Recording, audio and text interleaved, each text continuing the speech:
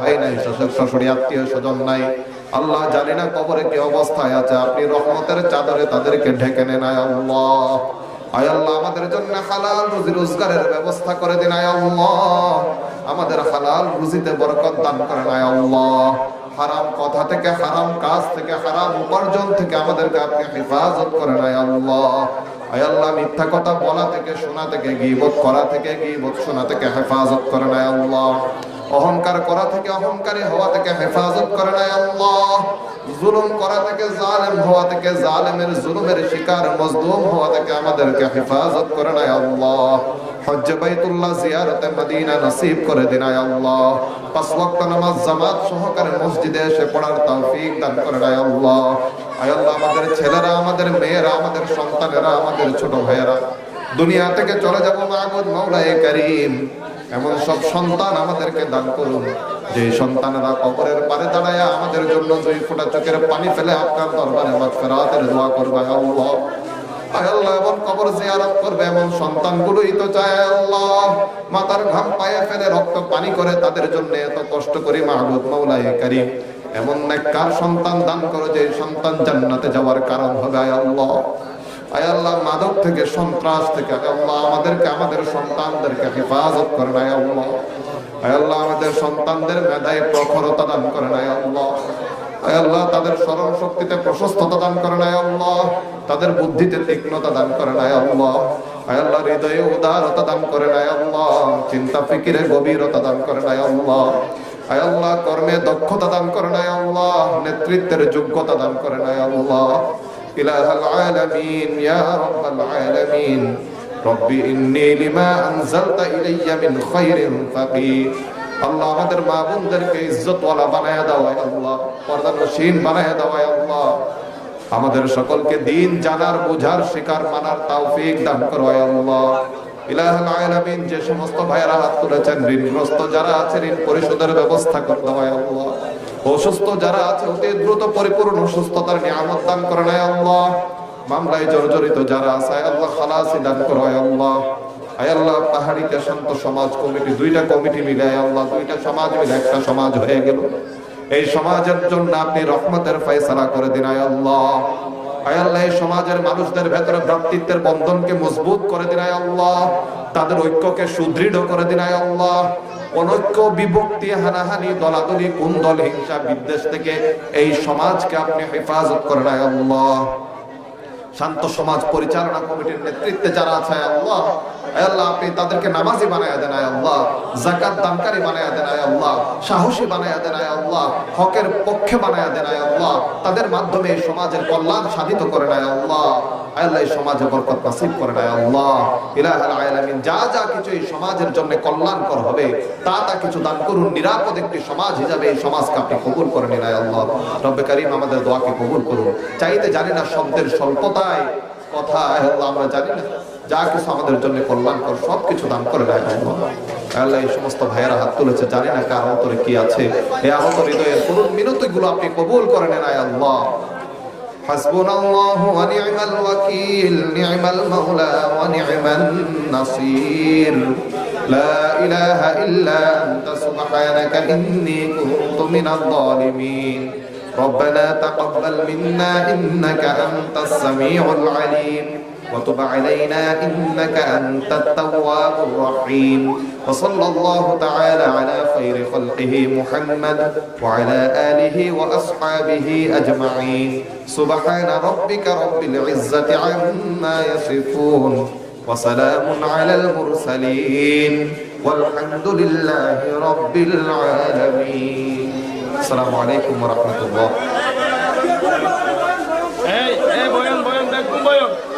যারা এসেছেন সকলেই বসেন, সকলেই বসেন, সকলের জন্য তাবারকের ব্যবস্থা করা হয়েছে।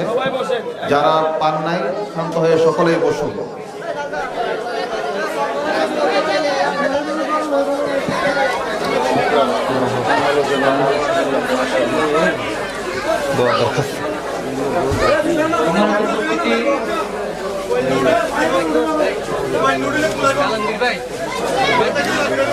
আগামীকালকে কক্সবাজার কেন্দ্রীয় ঈদগাহ ময়দানে ইসলামিক রিসার্চ সেন্টার কক্সবাজার কর্তৃক আয়োজিত 21তম বার্ষিক সভা অনেক বড় বড় আলেমরা আসবেন, দাড়ি লাগায় মাথায় টুপি দিয়ে গায়ে পাঞ্জাবিওয়ালা একজনের মাধ্যমে, মানে বোঝানো হলো যে আলেমরাই কি রাজাকার, আলেমরাই কি রাজাকার, এটা বোঝানো হলো। ভালো কথা।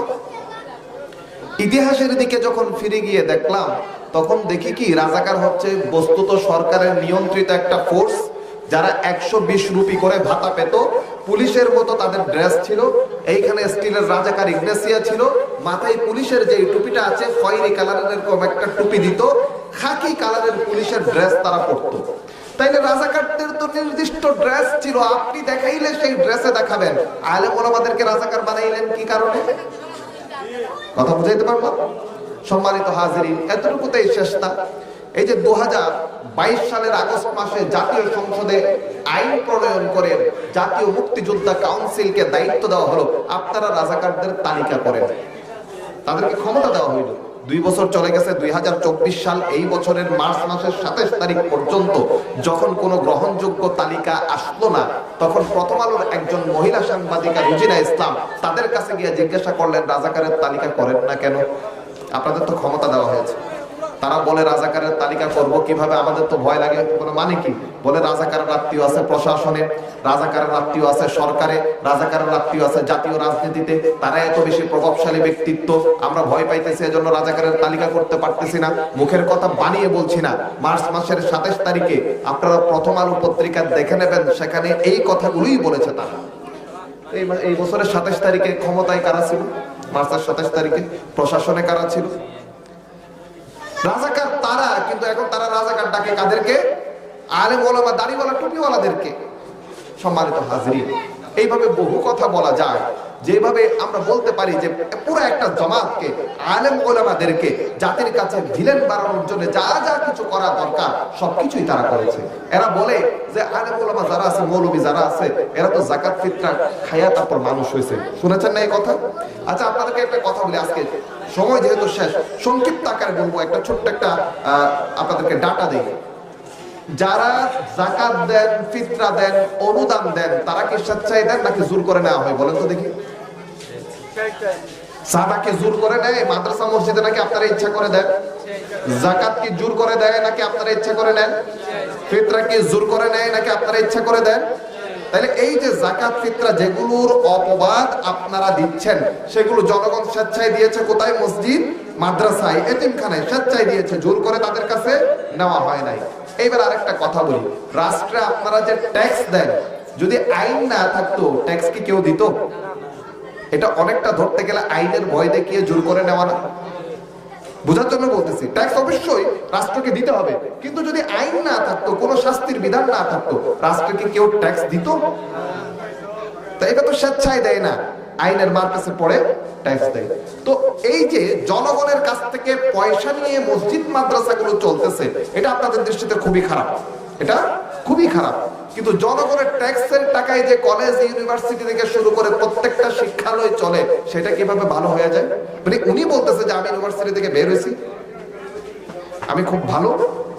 তুমি মাদ্রাসা থেকে বের হয়েছো, তুমি আলেম থেকে তো ভালো না, তুমি জাকাত ফিতরা খাইয়া পড়ছো। এবার আপনাদেরকে তাইলে একটা কথা বলি, ঢাকা ইউনিভার্সিটি থেকে যারা পাস করে বের হয়, সরকার প্রতি বছর ঢাকা ইউনিভার্সিটির একটা ছাত্রের পেছনে আমরা যেটা দেখতে পেয়েছি 2,12,000 টাকা করে খরচ করে। কে খরচ করে? সরকার। আপনি খাবার খাচ্ছেন ধরেন 25 টাকায়, 25 টাকায় তো খাবার হয় না, বাকিটা কোত্থেকে আসে? হলের বিদ্যুৎ বিল কে দেয়?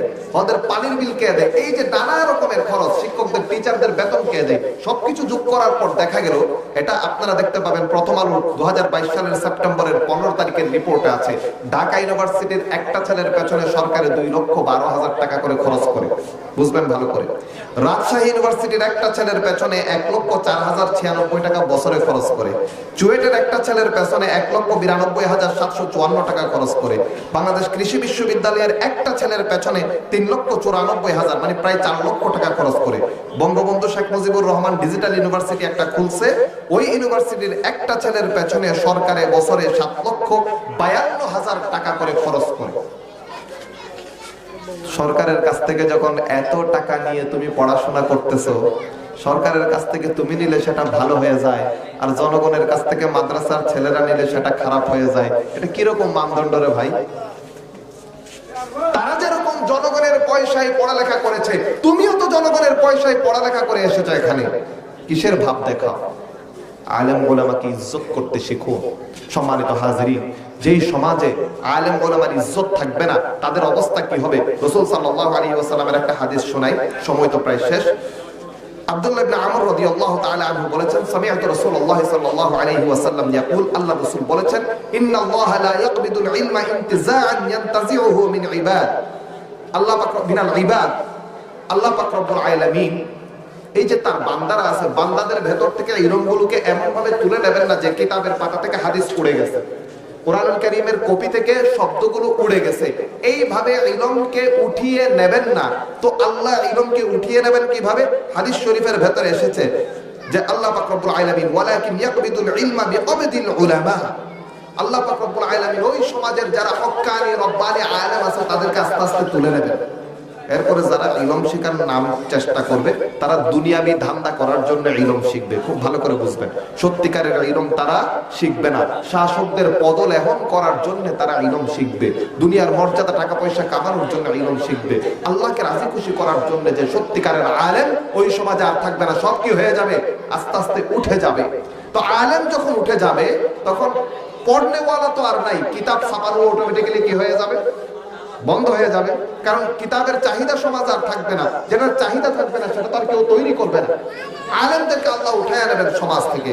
আল্লাহ পাক রব্বুল আলামিন তার রাসূলের মাধ্যমে আমাদের জানাচ্ছেন, হাত্তা ইদা লাম ইউবকি আলিমা, এরকম করতে করতে যখন আর কোনো আলেম অবশিষ্ট থাকবে না, সব আলেম যখন ইন্তেকাল করবে, ইত্তাখাযান নাস রুউসান জুহালা, যারা জাহেল আছে তাদেরকে সাধারণ মানুষেরা আলেম মনে করে বুকে জড়ায় নেবে, তাদের আনুগত্য করবে। এর এক একটা বড় জাহেল, এর এক একটা বড় জাহেল। সত্যিকারের আলেম না থাকার কারণে এখন সাধারণ মানুষ তাদেরকে আলেম ভেবে বসে আছে। হাদিস শরীফের ভেতরে আছে, ফাসুইলু, তাদের কাছ থেকে নানা রকমের বিধিবিধান লোকেরা জিজ্ঞাসা করবে। হাদিস শরীফের ভেতরে আছে, ফাআফতাউ বিগাইরি ইলমিন ফাদাল্লু ওয়া আদাল্লু, তাদের কাছে তো কোনো ইলম থাকবে না, কোনো ইলম ছাড়াই তারা নিজেরা ইচ্ছামতো ফতোয়া দেবে, নিজেরাও পথভ্রষ্ট হয়েছে, জাতিকেও পথভ্রষ্ট করবে। নাউযুবিল্লাহ। আমার ভাইয়েরা, এজন্যে সত্যিকারের আলেমদেরকে কদর করবেন, তাদের কাছ থেকে ইসলাম শিখার, জানার, বোঝার চেষ্টা করবেন। যদি আলেমদেরকে কদর না করেন, সত্যিকারের আলেমদেরকে যদি মর্যাদা না দেন, দ্বীনি ইলম হাসিলের জন্য যদি নিজের একটা সন্তানকে আপনি আল্লাহর রাস্তায় না দেন, ধীরে ধীরে যখন আলেমরা উঠে যাবে, আপনি, আমি, আমরা সকলেই সত্যিকারের আলেম মনে করে যারা জাহেল আছে ওদের পেছনে দৌড়াইতে থাকবো, তাদের কাছে জিজ্ঞাসা করতে থাকবো সবকিছু, তারা নিজেরাও পথভ্রষ্ট হবে, পুরো জাতিকে, সমাজকে পথভ্রষ্ট করে ছাড়বে। নাউযুবিল্লাহ। এজন্য বলছি যে সত্যিকারের আলেম ওলামা যারা আছে তাদের ভালোবাসবেন, তাদের আনুগত্য করবেন, তাদের কাছ থেকে দ্বীন শিখার, জানার, বোঝার চেষ্টা করবেন ইনশাআল্লাহ। রাজি আছেন তো সকলেই? সম্মানিত হাজরিন, আজকে যেহেতু সময় শেষ, কথা বেশ কিছু ছিল, অনেক কিছু কথা ছিল, কিন্তু আমাকে বলা হয়েছে 12টা 10 মিনিটে শেষ করার জন্য। ইতিমধ্যে 12টা 10 মিনিট হয়ে যাচ্ছে, তাহলে বাকি যে কথাগুলো ছিল সেগুলো ভবিষ্যতের জন্য তোলা রইল। আল্লাহ সুবহানাহু ওয়া তাআলা যদি অন্য কোনো একদিন কথা বলার সুযোগ দান করেন, সে বিষয়গুলো তুলে ধরবো। তবে মনে রাখবেন, এই দেশের আলেমদেরকে জাতীয় পর্যায়ে ভিলেন বানানোর জন্য, জাতির চোখে গণদুশমন বানানোর জন্য এক একটা সময় এক একজন বড় বড় আলেমের বিরুদ্ধে অনেক বড় বড় মিথ্যা অপবাদ রাষ্ট্রের শীর্ষ পর্যায়ে থেকে দেওয়া হয়েছে। তাদেরকে নির্মমভাবে শহীদ করে দেওয়া হয়েছে, হত্যা করা হয়েছে, ফাঁসিতে ঝোলানো হয়েছে, নাই করে দেওয়া হয়েছে, নিখোঁজ করে দেওয়া হয়েছে। সেই আলেমদের রক্ত ভবিষ্যতে কথা বলবে ইনশাআল্লাহ। সম্মানিত হাজরিন, সত্যিকারের আলেমদের কাছ থেকে আল্লাহ সুবহানাহু ওয়া তাআলা আমাদের উপকৃত হওয়ার এবং ইলম হাসিল করার তৌফিক দান করুন, আমিন। এবং এখানে কয়েকটা কাগজ এসেছে, বলা হচ্ছে পাহাড়িকা সমাজ ও শান্ত সমাজ মিলে নাম রাখা পরিচালনা কমিটি হয়েছে, নাম রাখা হয়েছে, কি লিখেছে? পাহাড়িকা সমাজ ও শান্ত সমাজ মিলে নাম রাখা হয়েছে শান্ত সমাজ পরিচালনা কমিটি। উক্ত আচ্ছা, দুইটা সমাজ মিলে একটা সমাজের নাম রাখা হয়েছে পাহাড়িকা সমাজ এবং শান্ত সমাজ, এই দুইটা মিলে নাম রাখা হয়েছে শান্ত সমাজ পরিচালনা কমিটি। উক্ত সমাজের উদ্যোক্তা ও প্রতিষ্ঠাতা হলেন জনাব জয়নাল আবেদীন, বখতিয়ার গুনা, কলাতলী, কক্সবাজার। দুই সমাজ একত্রিত হওয়ায় উক্ত এলাকার সর্বস্তরের মানুষের জন্য দোয়া করার জন্য বিনীত অনুরোধ রইল। একটা পেলাম। আরেকটা হচ্ছে সমাজ সুন্দরভাবে পরিচালনা করতে হলে আমাদের কি কি গুণাবলী থাকতে হবে। মা বাবার উদ্দেশ্যে আমরা যেন ছেলে এবং মেয়েদের একজন হলেও মাদ্রাসায় দেয়, মা বোনদের পর্দা এবং স্বামীর সেবা করা। আচ্ছা, এগুলো তো প্রত্যেকটা একটা বড় বড় বিষয়, হয়তো সব বিষয়ে কথা বলা যাবে না। এক একটা কথা আপনাদেরকে বলি। কমিটির উদ্দেশ্যে কি গুণাবলী থাকতে হবে খুব সংক্ষেপে কোরআনের একটা আয়াত দিয়ে শেষ করে দেই। সূরাতুন নূরের একটা আয়াত আছে, এই আয়াতে আল্লাহ বলেছেন আল্লাযীনা ইম্মাক্কানাহুম ফিল আরদি আকামুস সালাহ ওয়া আতাউজ যাকাহ ওয়া আমারু বিল মা'রুফ ওয়া নাহাউ আনিল মুনকার ওয়া লিল্লাহি আকিবাতুল উমুর। এই সমাজকে যদি একটি সফল সমৃদ্ধ আদর্শ সমাজ হিসাবে গড়ে তুলতে চান, এই চারটা গুণ এই সমাজে থাকতেই হবে। এই চারটা গুণ যদি এই সমাজে না থাকে তাহলে এই সমাজ কখনো সফল হবে না। এগুলো বলতে গেলে অনেকের গায়ে পড়লেও কিন্তু একটু সহ্য করে নিতে হবে ইনশাআল্লাহ।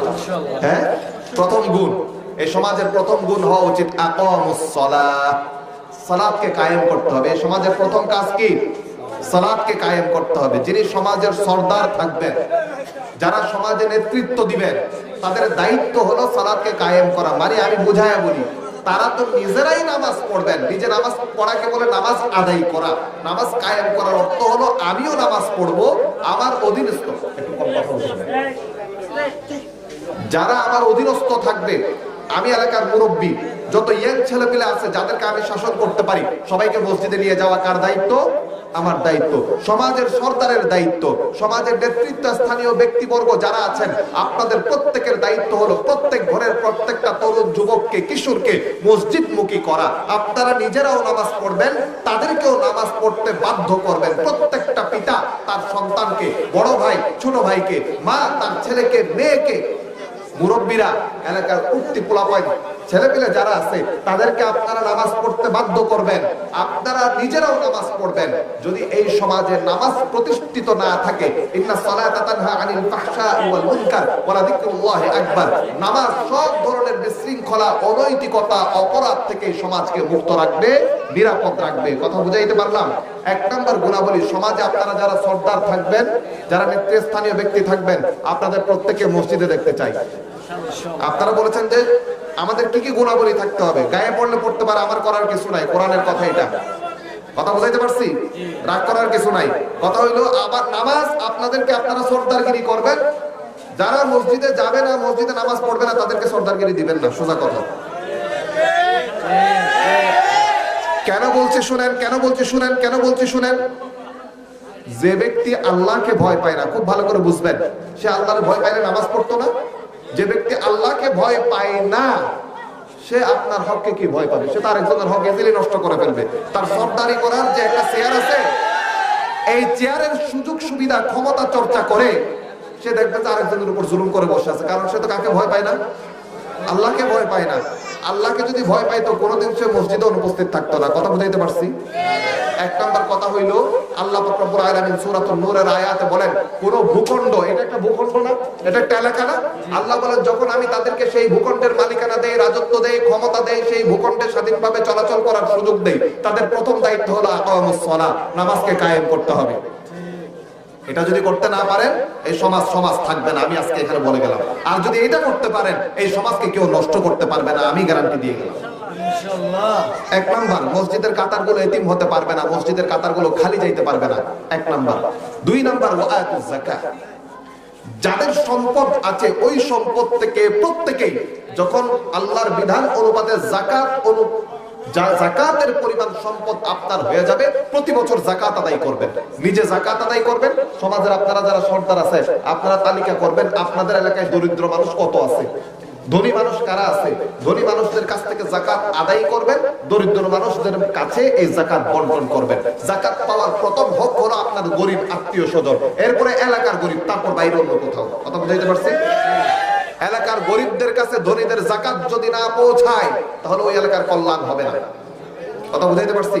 তাহলে প্রথম হলো নামাজ কায়েম করা। দুই নম্বর, আপনারা যেমন পারেন যাকাত আদায় করে দরিদ্রদের ঘরে ঘরে যাকাত পৌঁছায় দেবেন। কয়টা পাইছে? দুইটা। তিন নম্বরে আমর বিল মারুফ, চার নম্বরে নাহি আনিল মুনকার, সৎ কাজের আদেশ দিবেন, অসৎ কাজে নিষেধ করবেন। এখন বাবা যদি বোতল খায়, ছেলেকে কি সিগারেট খাইতে নিষেধ করতে পারবে? সে তো এখন এক স্তর নিচে আছে, সে এখন কি খায়? সিগারেট খায়। বাপে কি খায়? বোতল খায়। সে কখনো নিষেধ করতে পারবে? এজন্য আগে নিজেকে ভালো হইতে হবে, তারপর সন্তানকেও ভালো হওয়ার উপদেশ দিতে হবে।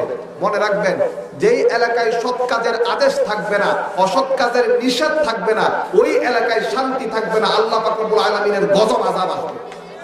এটা আমার মুখের বানানো কথা না, আল্লাহ রাসূল সাল্লাল্লাহু আলাইহি ওয়াসাল্লাম বলছেন এক হাদিসের ভেতরে, এক এলাকার প্রতি আল্লাহর হুকুম হলো, আল্লাহ পাক বললেন এই এলাকাটাকে তুমি আযাব দিয়ে উল্টায়া দাও। ফেরেশতাকে বলল হযরত জিবরাইলকে, হযরত জিবরাইল আলাইহিস সালাম বললেন, ইয়া আল্লাহ, ওই এলাকায় আপনার তো এক বান্দা আছে অনেক বেশি ইবাদত করে, আমি কি তাকে সহই উল্টায়া দেব?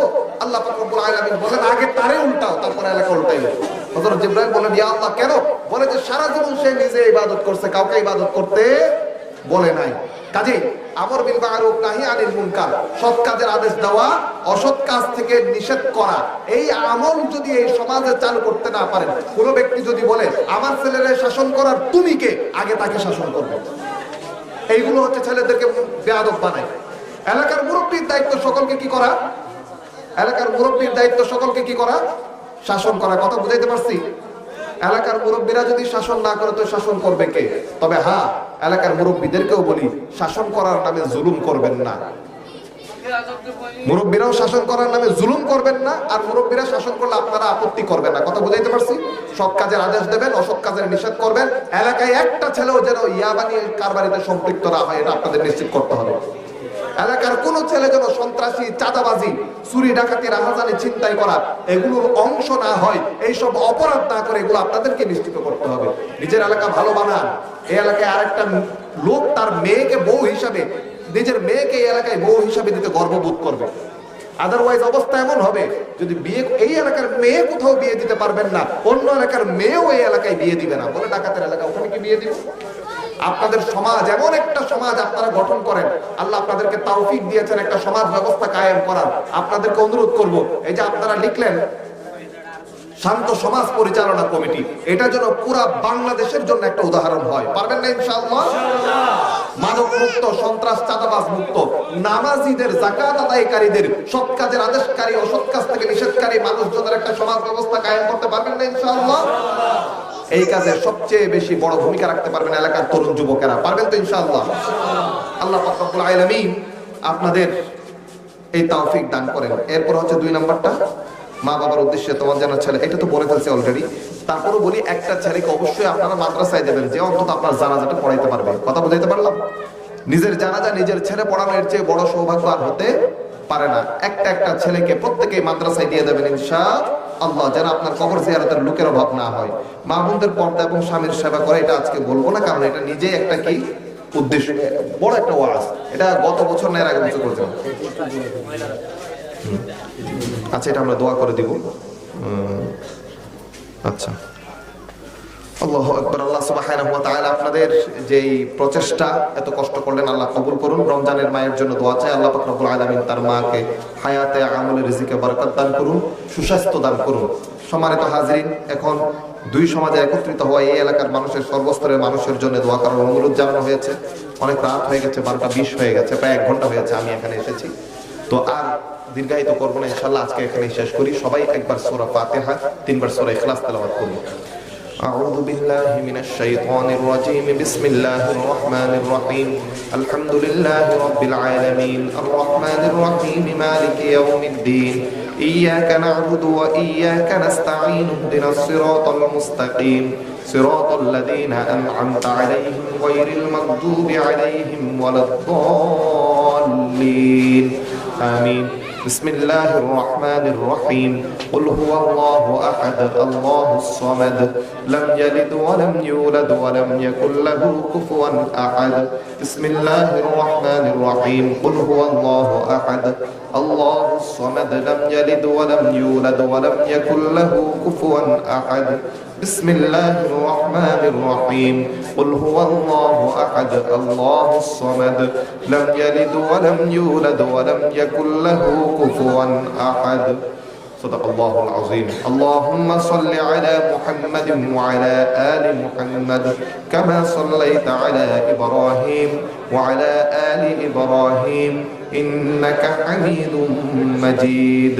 اللهم بارك على محمد وعلى آل محمد كما باركت على إبراهيم وعلى آل إبراهيم إنك حميد مجيد اللهم آمين الحمد لله رب العالمين والصلاة والسلام على رسوله الأمين وعلى آله وأصحابه أجمعين ربنا آتنا في الدنيا حسنة وفي الآخرة حسنة وقنا عذاب النار ربنا ظلمنا أنفسنا وإن لم تغفر لنا وترحمنا لنكونن من الخاسرين ربنا إننا آمنا فاغفر لنا ذنوبنا وقنا عذاب النار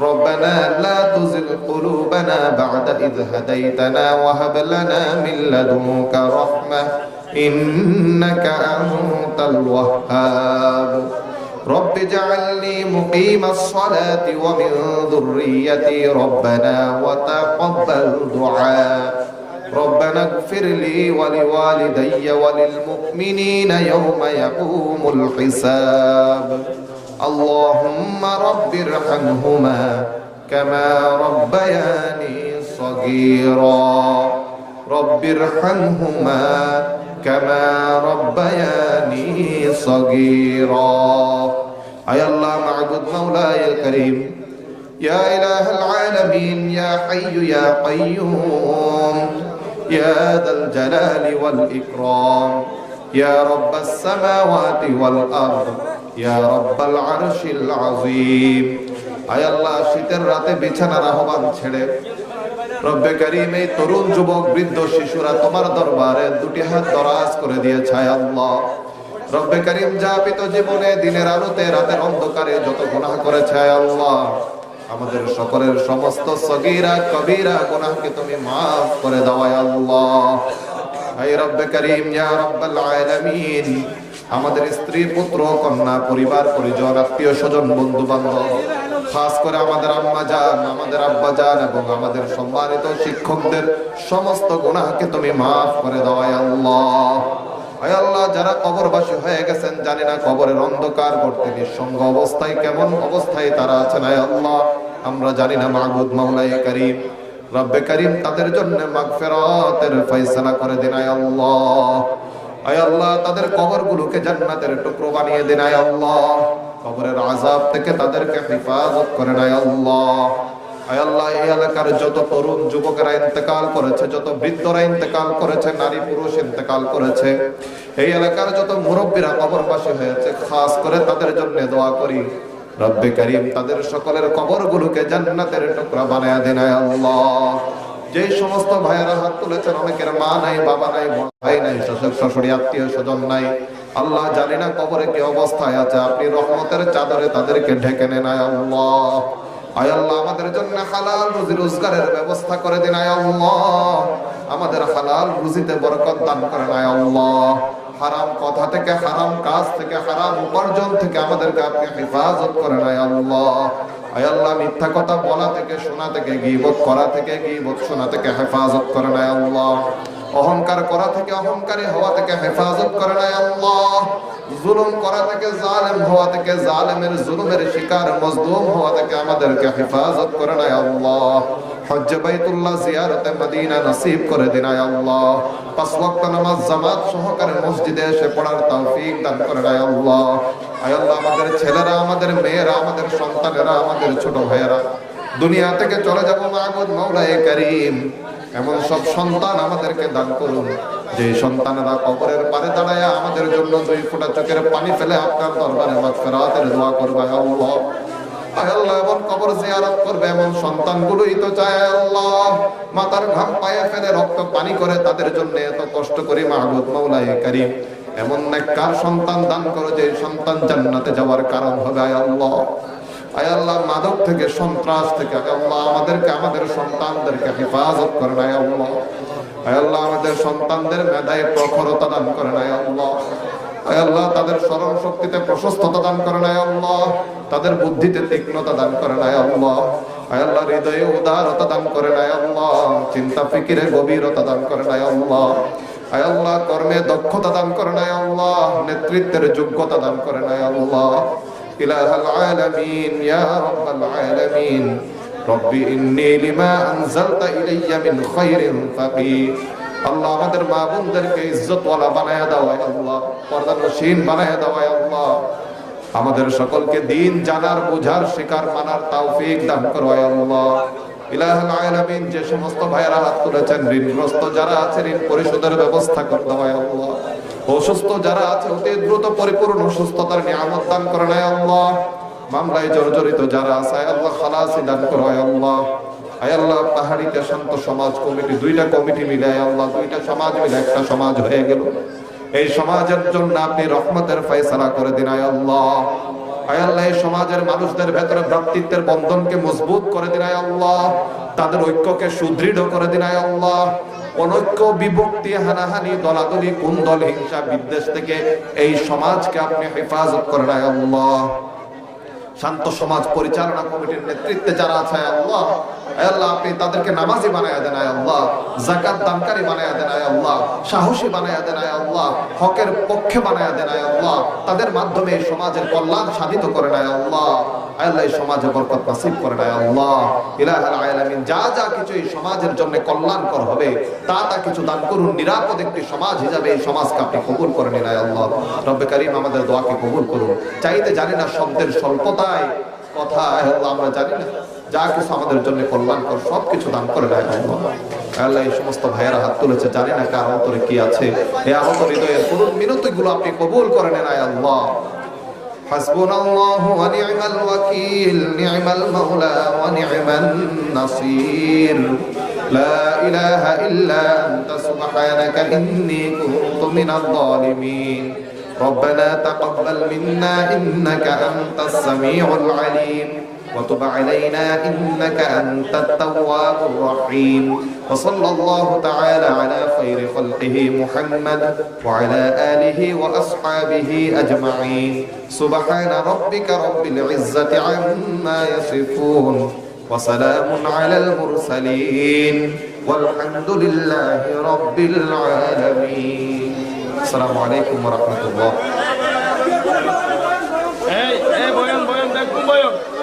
যারা এসেছেন সকলেই বসেন, সকলেই বসেন, সকলের জন্য তাবারকের ব্যবস্থা করা হয়েছে। যারা পান নাই শান্ত হয়ে সকলেই বসুন।